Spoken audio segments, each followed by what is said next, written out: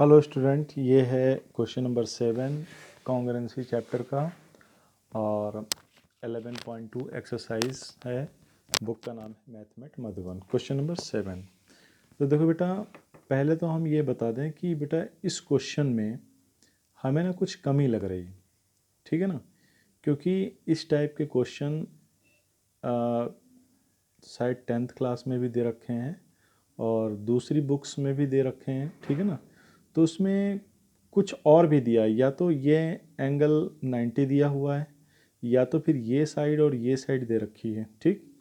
लेकिन तुम्हारे इस क्वेश्चन में ऐसा कुछ भी नहीं दिया गया, ठीक है ना। तो इसलिए ये क्वेश्चन हमने सॉल्व तो किया है, लेकिन थोड़ा सा मेरे को अंदर से ना सेटिस्फेक्शन नहीं है कि मतलब ये करेक्ट है कि नहीं, ठीक है ना।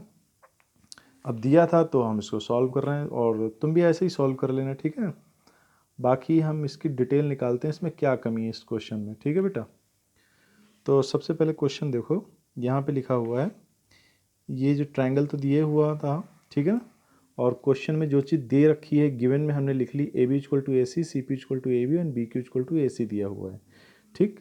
तो हमने कहा कि सिंस ए बी जो है किसके बराबर है, ए बी जो है ए सी के बराबर है, ठीक। एंड सी पी किसके बराबर है, ए बी के बराबर है। एंड जो ये बी क्यू है वो ए सी के बराबर है, ठीक। तो हमने ये मान लिया कि देखो ये साइड जितनी है उतनी ही पी सी है, ठीक। तो और जितनी ये साइड है उतनी ही बी क्यू है। तो इसका मतलब ये जो हिस्सा है पी ए से लगा के पी क्यू तक, ये भी क्या होगा, आपस में इक्वल होगा। तो हमने यहाँ पे ऐसे बना दिया, ठीक है ना, इसको इक्वल बना दिया, ठीक। तो यहाँ पे हमने लिखा भी है, ब्रैकेट में लिख भी दिया, लेट हमने मान लिया है, ठीक। एक्चुअली ऐसा होता भी है, ठीक है ना, लेकिन उस थ्योरम का नाम हमें याद नहीं आ रहा और हमने शायद पढ़ा है तो कहीं ध्यान भी नहीं है मुझे, ठीक। तो हम इस चीज़ को, इस करेक्शन को कर लेते हैं इस क्वेश्चन में, ठीक है ना। दूसरे बुक्स में यही क्वेश्चन में ये P A and P Q दिया हुआ है या तो फिर ये 90 दिया हुआ है, ठीक।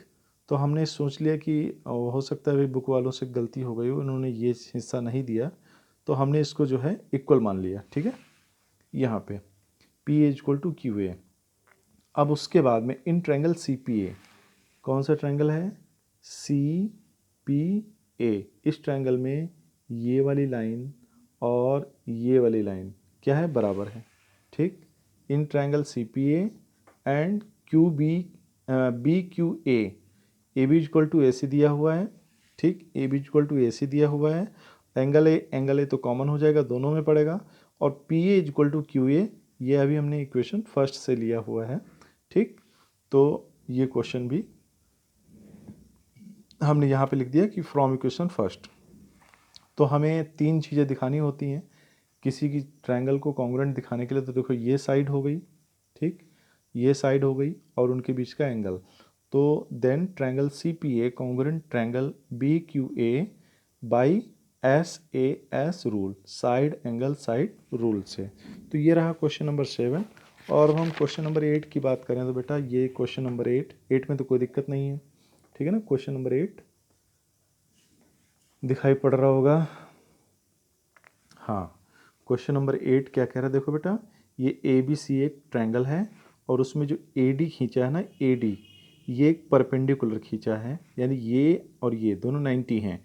और ये परपेंडिकुलर बाइसेक्टर है। बाइसेक्टर मीन्स ये बी सी को दो इक्वल पार्ट्स में डिवाइड करता है, यानी कि B D is equal to C D, ठीक है ना। तो यहाँ पे लिखो in triangle A D B and A D C, ठीक। क्या है, ए डी तो कॉमन हो जाएगा, ए डी जो ए डी है इस ट्रायंगल के लिए भी कॉमन है, इस ट्रायंगल के लिए भी कॉमन है, ठीक है ना। और ये वाला एंगल और ये वाला एंगल, यहाँ पे हमने लिखा ए डी बी और ए डी सी, दोनों क्या है, 90 हैं, ठीक। उसके बाद में बी डी इक्वल टू क्या है, डी सी है, बी डी इक्वल टू क्या है, डी सी है। क्यों, क्योंकि ये तो दिया ही है, ठीक, क्योंकि उन्होंने दिया नहीं था, उन्होंने कहा था कि ए डी जो perpendicular bisector, bisector means B C को इक्वल पार्ट्स में डिवाइड करने वाला, बाइसेक्टर मतलब काटने वाला, ठीक। तो B D equal to C D हो जाएगा। तो then by side angle side rule से triangle A D B congruent to triangle A D C, ये क्वेश्चन कंप्लीट हो गया बेटा। इस क्वेश्चन को ऐसे ही नोट कर लेना, ठीक है। अब हम बात करते हैं क्वेश्चन नंबर 9 पे। तो क्वेश्चन 9 का फिगर दिया होगा तुम्हारी बुक में, ठीक। ऐसे बुक में फिगर बना हुआ है ऐसे क्वाड्रिलेटरल टाइप का, ए बी सी डी, और उसमें इन्होंने ये दिया कि जो ए डी है, ए डी और बी सी क्या है, ये पैरेलल हैं और इक्वल भी हैं, ठीक है। ए डी, ये ए डी और ये बी सी क्या है, इक्वल भी हैं और पैरेलल भी हैं। जब तुम 9th क्लास में पहुंचोगे तब तुम्हें पता चलेगा कि वहाँ पे एक थ्योरम है, किसी क्वाड्रिलेटरल में अगर opposite side equal and parallel हों, ये साइड और ये साइड इक्वल भी हैं और पैरेलल भी हैं, तो ये क्वाड्रिलेटरल क्या हो जाता है, एक पैरेललोग्राम बन जाता है। यानी कि ए बी सी डी क्या हो गया, एक पैरेललोग्राम बन गया, ठीक है। आप पैरेललोग्राम बन गया तो पैरेललोग्राम के बारे में कुछ बातें पता होनी चाहिए कि पैरेललोग्राम क्या होता है, कि अपोजिट साइडें इक्वल होती हैं और ये जो अपोजिट एंगल होते हैं वो भी इक्वल होते हैं, यानी angle B equal to angle D हो जाएगा, ठीक। Angle B equal to angle D हो जाएगा। इसी तरह angle A equal to angle C हो जाएगा, ठीक है। हमने बस इस फिगर में ये किया है कि ए को सी से मिला दिया है। तो गिवन में जो चीज़ लिखी थी हमने लिख दी, A D parallel to B C and A D equal to B C. तो यहाँ पे हमने एक लाइन में और बढ़ा भी दिया कि A B C D is a parallelogram, ठीक है ना। टू प्रूव क्या करना है, A B C congruent to triangle A D C. तो कंस्ट्रक्शन में हमने क्या किया है, ज्वाइन कर दिया है ए को सी से, ए को सी से हमने क्या कर दिया, ज्वाइन कर दिया है, ठीक। अब बेटा यहाँ पे एक ये ट्रायंगल हो गया, एक ये ट्रायंगल हो गया। इस ट्रायंगल में देखो ये साइड इस साइड के बराबर है, तो हमने लिखा A D equal to B C, ठीक। क्यों, क्योंकि गिवन है, ठीक है ना। उसके बाद में angle D equal to angle B, क्यों, हमने लिखा है opposite side of a parallelogram, नहीं अपोजिट एंगल ऑफ अ, ये एंगल है ना, opposite angle of a parallelogram, ठीक है ना।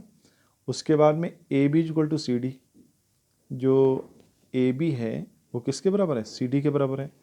तो क्यों, क्योंकि opposite side of a parallelogram, ठीक है ना। तो इस तरीके से then by side angle side, ठीक है ना, दो साइड इक्वल हैं और उनके बीच का एंगल इक्वल है। तो then by side angle side triangle A B C congruent to triangle A D C, okay.